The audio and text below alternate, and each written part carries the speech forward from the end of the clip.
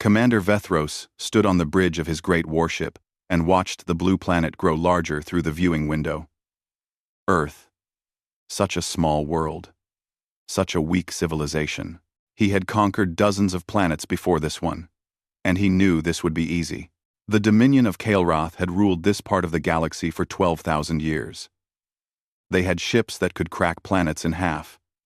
They had armies of millions. They had weapons that primitive species could not even imagine. And now, they had come to take Earth. Vethros looked at the reports on his screen.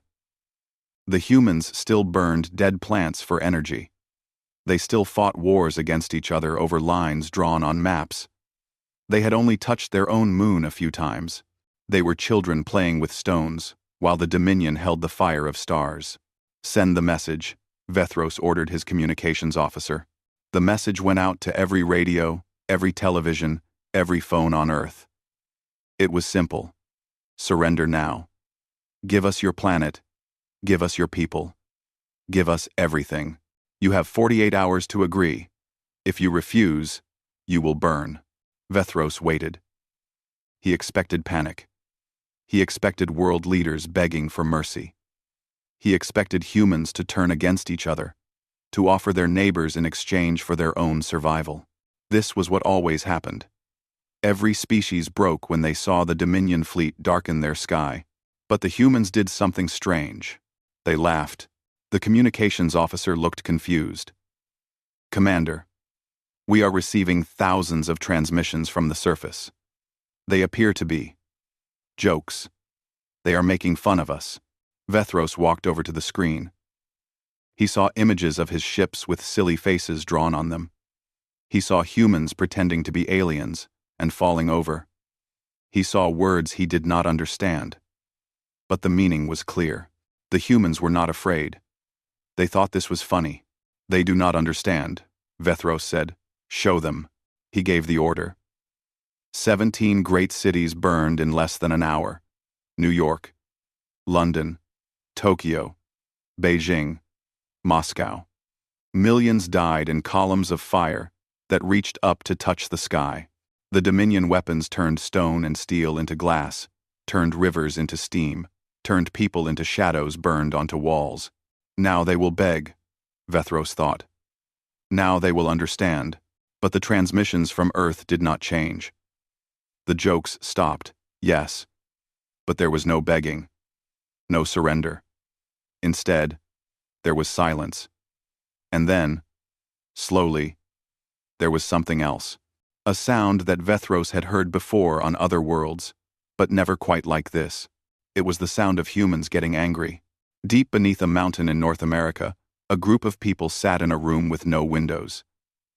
They had watched the cities burn on their screens. Some of them had lost family. Some of them had lost friends. But none of them cried. They had known this day would come. They had prepared for it their entire lives. Secretary General Amara Okonkwo stood at the head of the table. She was officially dead. The world thought she had died in New York. This was the plan. Let the enemy think they had won. Let them think humanity was broken. How long do we have? She asked. A scientist with no name on his uniform looked up from his computer. The weapon needs 6 more hours to charge. Once we fire it, every power station on Earth will go dark. We will have nothing left. Will it work? The scientist paused. We have never tested it. We could not test it without them knowing. But the math is correct. The theory is sound. If we hit the target, their entire empire falls, not just their fleet. Everything. Okonkwo nodded slowly. Then we wait 6 hours, and we pray. Above the Earth, Vethros began landing his armies. Thousands of dropships fell from the sky like metal rain. Soldiers in armor that could stop any human bullet marched into the ruins of cities. Tanks that floated on cushions of energy rolled through streets filled with ash and bone. They expected to find survivors ready to surrender. A soldier walked through what was left of Tokyo. His scanner showed life signs ahead. A small group of humans hiding in a collapsed building. Easy targets. He would capture them and send them to the processing ships. He kicked open a door and stepped inside. The last thing he saw was a woman holding a device with a red button. She was smiling. The explosion killed 30 Dominion soldiers. All across Earth, the same thing happened. Humans did not run. They did not hide. They did not beg. They fought in ways the Dominion had never seen. They attacked supply lines. They poisoned water sources. They crashed vehicles into landing craft. They died by the thousands. But they took Dominion soldiers with them. General Yvara commanded the forces in Europe. After 3 days of fighting, she sent a message to Commander Vethros. Her words were carefully chosen, but her fear was clear. "These humans do not fight to win," she wrote. "They fight to hurt us. They spend their own lives like coins to buy our deaths. I have never seen anything like this. They are not soldiers. They are something else. Something worse." Vethros read the message and felt a small seed of doubt plant itself in his mind. But he pushed it away. The Dominion had conquered thousands of worlds. They would conquer this one too. He did not know that beneath the mountains, a weapon was almost ready. He did not know that humanity had been waiting for this moment for 80 years. He did not know that his empire, all 12,000 years of it, had only 6 hours left to exist. The humans knew something the Dominion did not. They knew how to wait. They knew how to plan. And they knew how to strike. When they struck, they would not miss. The Dominion soldiers learned to fear the night. During the day, they controlled the skies. Their ships floated above the ruined cities like metal gods. Their weapons could level buildings from miles away. Their armor made them nearly impossible to kill. But when the sun went down, everything changed. The humans came out of holes in the ground. They crawled through sewers and tunnels. They hid in shadows and waited for soldiers to walk past. Then they struck fast and disappeared before anyone could respond. Every morning, the Dominion found more of their soldiers dead. Throats cut. Bombs attached to their armor. Poison in their food. Captain Morath led a patrol through what remained of Paris. The great tower had fallen in the first attack. Now it lay across the river, like a broken spine. His soldiers walked carefully through the rubble, their weapons ready. "I hate this planet," one of his soldiers said. Morath agreed but said nothing. He had fought on 15 worlds before this one. Some species surrendered quickly. Others fought for a while, and then gave up when they saw they could not win. But humans were different. They had already lost. Their cities were gone. Their armies were destroyed. Their leaders were dead. Yet, they kept fighting. A sound came from somewhere ahead, a child crying. "Wait here," Morath said. He walked forward alone, his weapon raised. He found a small girl sitting in the ruins of a house. She was maybe 7 or 8 years old by human counting. Tears ran down her dirty face. She looked up at Morath with large, frightened eyes. Something moved in Morath's chest. Not all Dominion soldiers were monsters. Some of them had families of their own. Some of them felt pity. With better least, "It is okay," he said, lowering his weapon. "I will not hurt you." He took a step forward. The girl's tears stopped. Her frightened expression changed. She smiled. "My daddy says to tell you something," she said. Her voice was calm now. Morath saw the wire in her hand too late. The building collapsed on top of him. When the other soldiers dug through the rubble, they found Morath's body buried under 1,000 pounds of stone. The girl was gone. Stories like this spread through the Dominion forces. Soldiers began to refuse orders. Some ships reported crew members who would not eat because they feared poison. Others reported soldiers who shot at shadows, wasting ammunition on enemies that were not there. Commander Vethros called a meeting with his generals. They gathered in a great room on his ship, their faces grim. "This was supposed to take 3 days, Vethros said. "It has been 3 weeks. Explain." General Yvara spoke first. "The humans use tactics we have never seen. They do not protect their own lives. A soldier who does not fear death is very dangerous. We kill one, and 10 more appear. We destroy a city, and they fight from the ruins. They are not trying to defeat us. They are trying to make us bleed. Then we will bleed them more, Vethros said. Burn everything. Leave nothing standing. We have tried, another general said. But there is another problem. We are receiving reports from the home systems. Production is slow. Ships are delayed. The Nexus core is showing errors we do not understand. Vethros felt that seed of doubt grow a little larger. The Nexus core was the heart of everything. It controlled their faster-than-light communication. It ran their automated factories. It coordinated their defense systems across thousands of worlds. If something was wrong with the Nexus, fix it, he said, and break these humans. I do not care how many we have to kill. I want this planet silent by the end of the month. Far below, deep under the Rocky Mountains, Secretary General Okonkwo watched the same meeting through a hacked camera feed. Human engineers had cracked Dominion encryption months ago. They had been listening to everything. They are getting frustrated, she said. Good. The scientist with no name nodded. The weapon is almost ready. 2 more hours. But there is something you should know. 1. What? When we fire, the energy drain will be massive. Every nuclear reactor, every power plant, every generator on Earth will burn out at the same moment. We will have no electricity, no lights, no heat. Billions of people will be in the dark. Okonkwo thought about this. She thought about the millions who had already died. She thought about the soldiers fighting above them with guns against starships. She thought about that little girl in Paris who had given her life to kill one alien captain. They are already in the dark, she said. This just makes it official. 2 hours. Then, we end this. Above the Earth, the Dominion fleet continued its work. They did not know that their time was running out. They did not know that every minute they spent burning human cities was a minute humans used to charge their weapon. The humans had a name for this weapon. They called it the Prometheus Lance. In old human stories, Prometheus was the one who stole fire from the gods and gave it to mankind.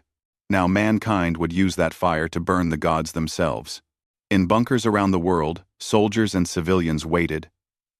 They could not see the stars through the rock above them. They could not feel the sun on their faces. But they knew what was coming. They had trained for this. They had dreamed of this. One strike. That was all they would get. One strike to destroy an empire that had ruled for 12,000 years. One strike to tell the galaxy that Earth was not a planet to be conquered. One strike to change everything. The countdown began. 2 hours. 1 hour. 30 minutes. The energy built up in capacitors the size of buildings. The targeting systems locked onto a point 800 light-years away. A point no human eye had ever seen, but human math had calculated perfectly. Okonkwo stood in the control room and watched the final seconds tick away. For Earth, she whispered, and humanity struck. The story of the Prometheus Lance began on a hot summer night in 1947. A farmer in New Mexico heard a sound like thunder. But the sky was clear. He walked out of his house and saw a trail of fire falling from the stars. It crashed in the desert a few miles away, and the ground shook beneath his feet. By morning, the United States military had surrounded the crash site. They told the newspapers it was a weather balloon. They told the public there was nothing to see. But behind closed doors, they knew the truth. Something not from Earth had fallen from the sky. The craft was small, about the size of a truck. It was made of metal that did not exist on Earth. Inside, they found a single pilot. It was still alive, but barely. The creature was thin and gray, with large, dark eyes and long fingers. It breathed air like humans did, but its lungs worked differently. The military doctors kept it alive for 17 days. During those 17 days, it talked. The pilot's name was Kareth. It was a scout for the Dominion of Kael'rath. Its job was to visit primitive worlds and report back on which ones were worth conquering. Earth had been on its list. "Your world is marked," Kareth told the humans gathered around its bed. "Not today, not tomorrow, but soon. The Dominion will come. They will take everything. Your people will become slaves. Your resources will feed the Empire. Your planet will be stripped bare." The military officers listened in horror. They asked questions. How powerful was the Dominion? How many ships did they have? How could Earth defend itself? Kareth laughed. It was a weak, dying sound.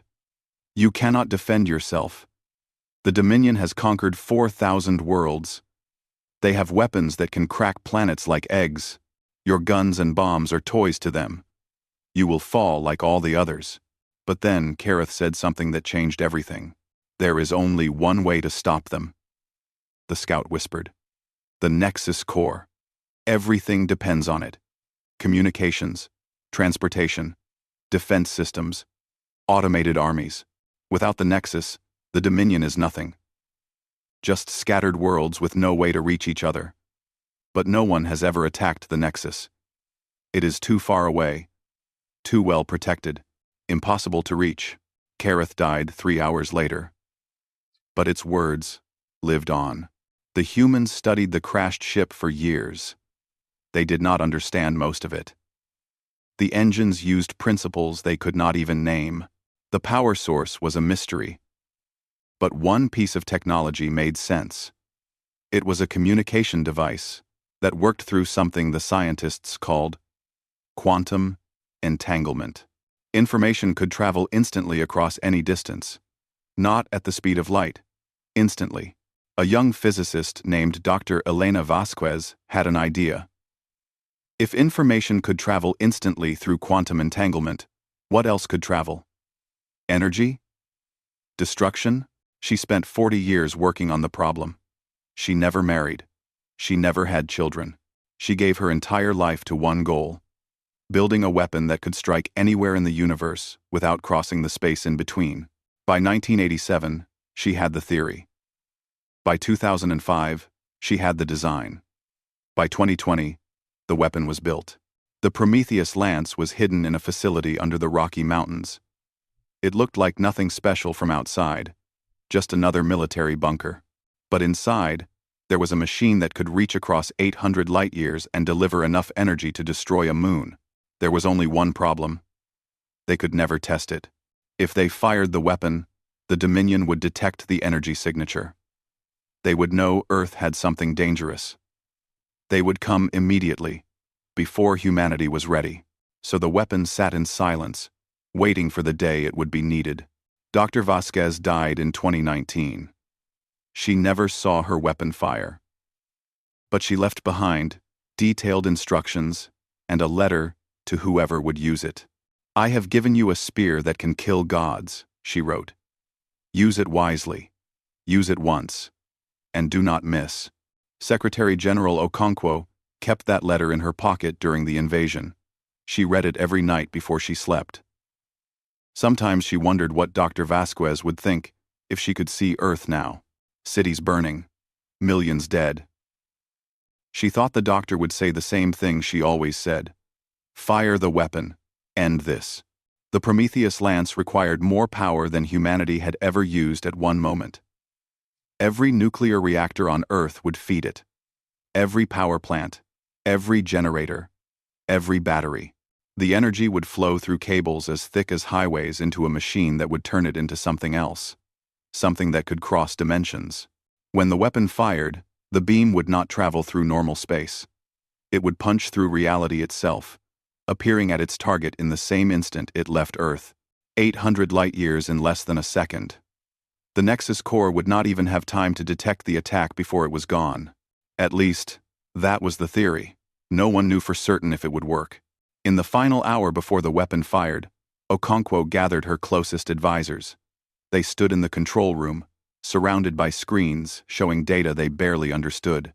"What if it fails?" someone asked. "Then we die," Okonkwo said simply. "But we were going to die anyway. At least this way, we die fighting." The power began to flow. The lights flickered in bunkers around the world. Above ground, Dominion soldiers saw human cities go dark and thought they had finally won. They did not know that the darkness meant something else entirely. The Prometheus lance charged to full power. The targeting systems found their mark. The firing sequence began. Okonkwo closed her eyes. She thought of her parents, who had died in the first attack. She thought of her children, who were hiding in a bunker somewhere in Africa. She thought of every human who had ever lived and died on this small blue planet. Then she opened her eyes and gave the order. Fire. A beam of pure energy tore through the fabric of space and time.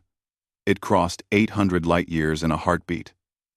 It struck the Nexus core at the exact center, exactly as Dr. Vasquez had calculated, and the Dominion began to die. Commander Vethros was eating his evening meal when his empire ended. He sat in his private quarters aboard the Eternal Subjugation, looking out at the dark side of Earth.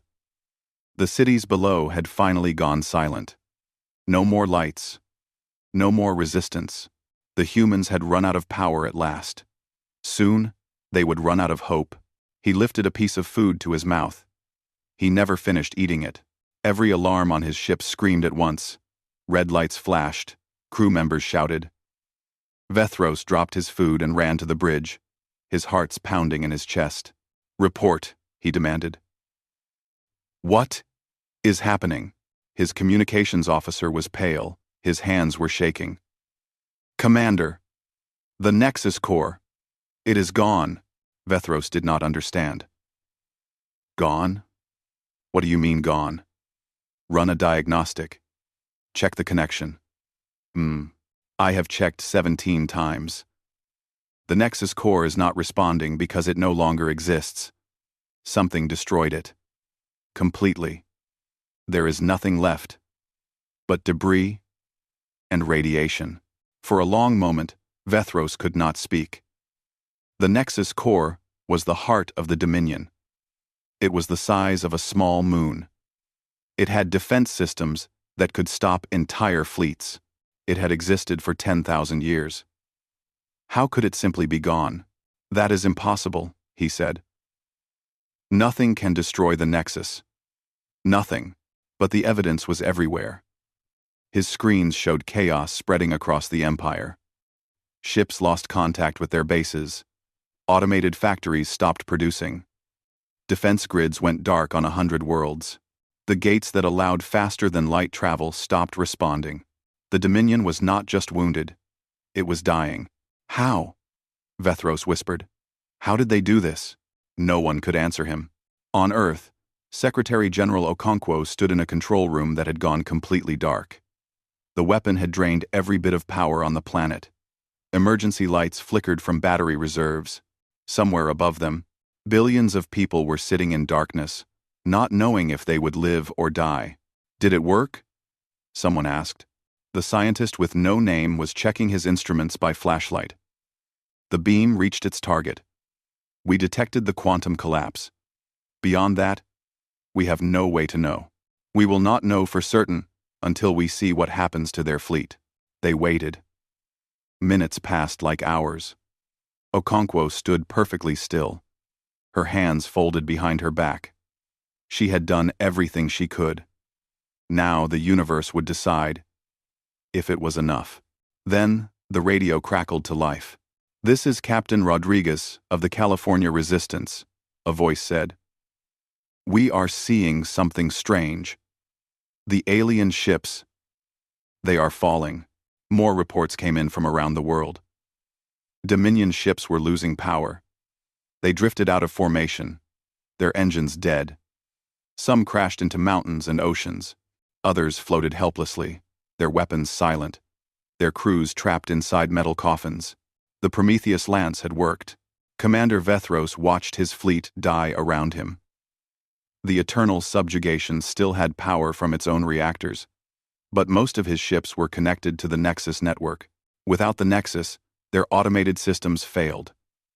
Without the automated systems, the ships became tombs. "Commander," his first officer said, "what do we do?" Vethros had no answer. He had conquered dozens of worlds. He had killed millions. He had never lost. Now, he stood on the bridge of his ship and watched everything he had ever built crumble into dust. "We run," he said finally. "We take whatever ships still have power and we run." "Run where? The gates are dead. We cannot travel faster than light. We cannot call for help. We cannot even tell the homeworld what happened. Then we wait and hope someone comes to find us." No one would come. Vethros did not know it yet, but the homeworld had its own problems. When the Nexus Core died, every automated system in the Dominion died with it. Factories stopped making food. Power plants stopped generating energy. Medical systems stopped treating patients. 12,000 years of progress collapsed in a single day. The Dominion did not fall to invasion or war. It fell to silence. On Earth, humanity crawled out of their bunkers and looked up at the sky. The alien ships were still there, but they were dark now. Dead. Some people cheered. Some people cried.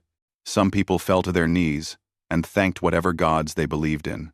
Okonkwo climbed to the surface and stood in the cold night air. There was no electricity. No lights.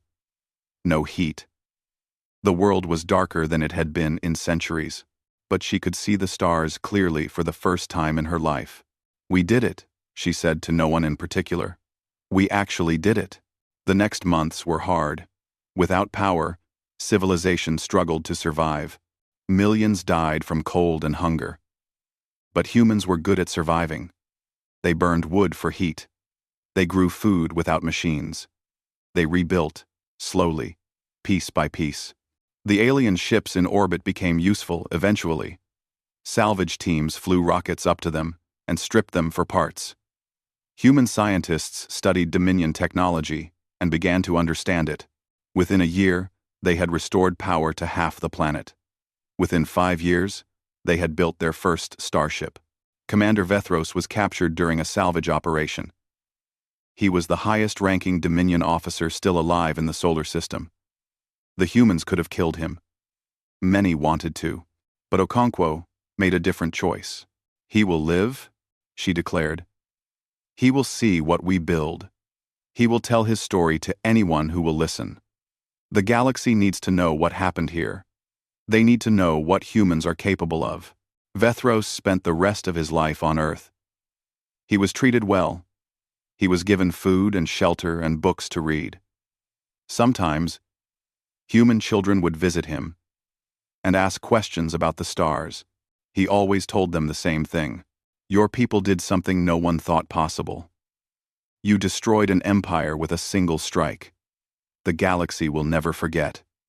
And they will never stop being afraid of you." The children usually laughed when he said this.